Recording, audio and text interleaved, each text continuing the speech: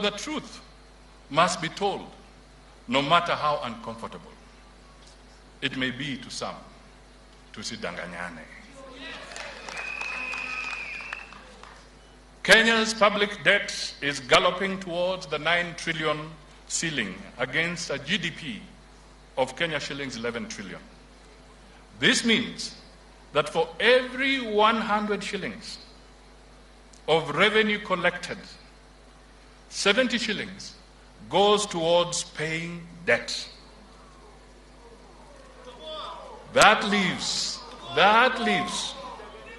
a paltry 30 shillings for public salaries, health services, education, security, infrastructure, and all those services that fall under devolved government. Yet we are told all the time by faceless people, yani team Danganya Kenya. Team Danganya Kenya. Not to speak about these things to Kenyans. But we must speak about these things. We must tell Kenyans that their country is at risk of being auctioned by international lenders. Critical national assets have been mortgaged. Indeed, the whole country is now on mortgage. When we ask to be told how the SGR facility, an infrastructure project, not a security project, an infrastructure project, when we ask to be told how the SGR facility has been secured, for example, we are told in affidavits filed by the government in court, not by a stranger, but by the government in court, that it is a state secret, a high national security risk.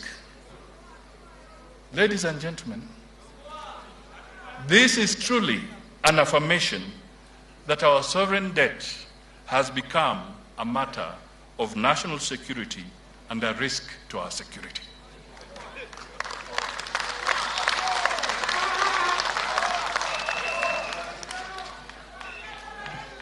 The truth is that Kenya risks losing its sovereignty because of reckless borrowing to fund corruption. We need to save our country from the looming danger.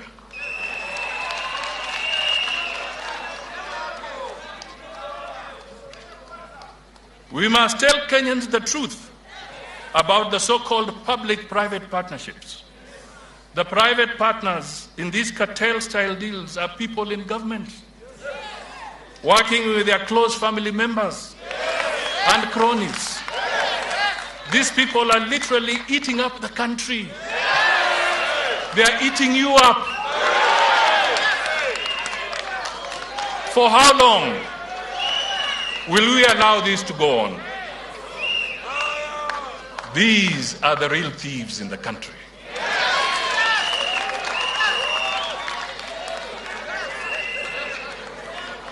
And you know what?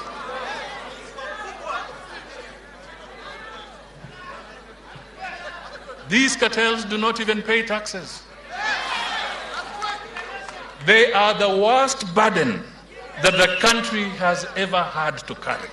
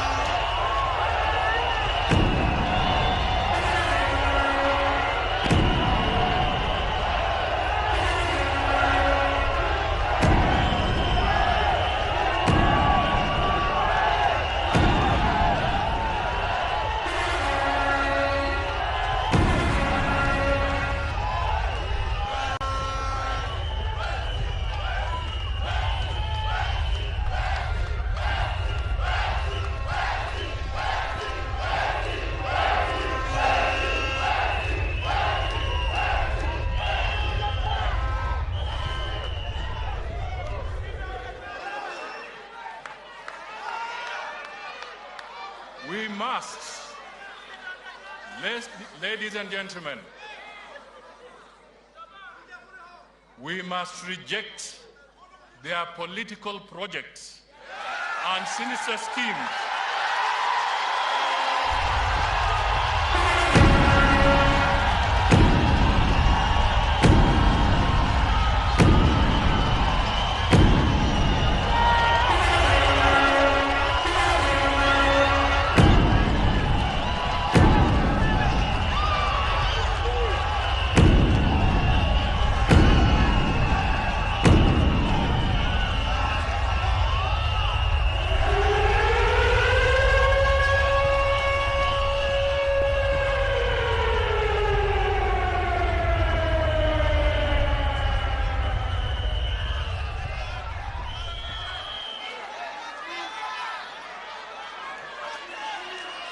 Asante.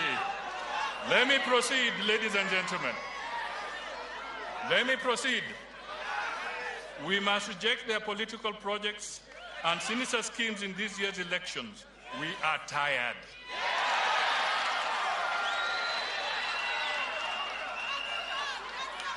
I, Musalia Mudavadi, have refused to board the boat of lies. I was never trained to be a liar. I will not begin lying to Kenyans in my ripe age. Like Abraham Lincoln, I solemnly believe the fact is the truth is your truest friend, no matter what the circumstances are.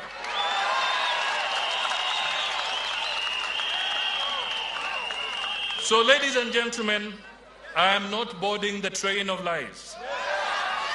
Let me instead tell Kenyans the truth.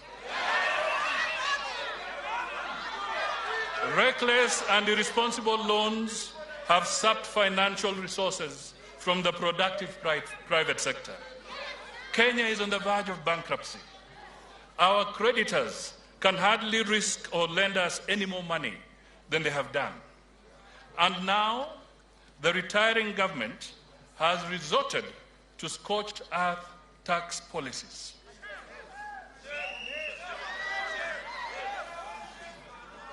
Punitive, heavy taxation is applied to anything and everything, from airtime to fuel, electricity, agriculture, and manufacturing, and the inputs.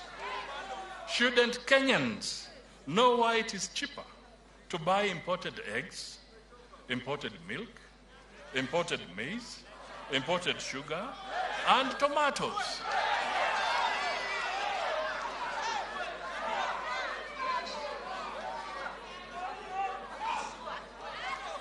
In this environment, the dignity of the Kenyan people is badly eroded. State Fuliza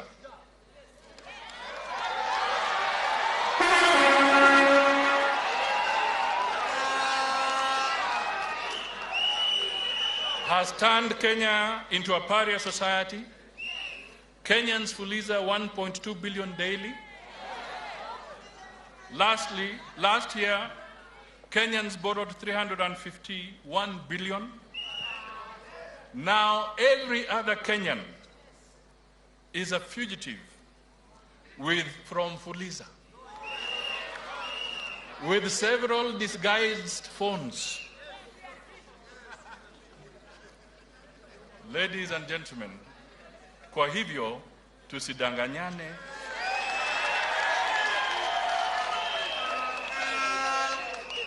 Kwa ground ni kubaya.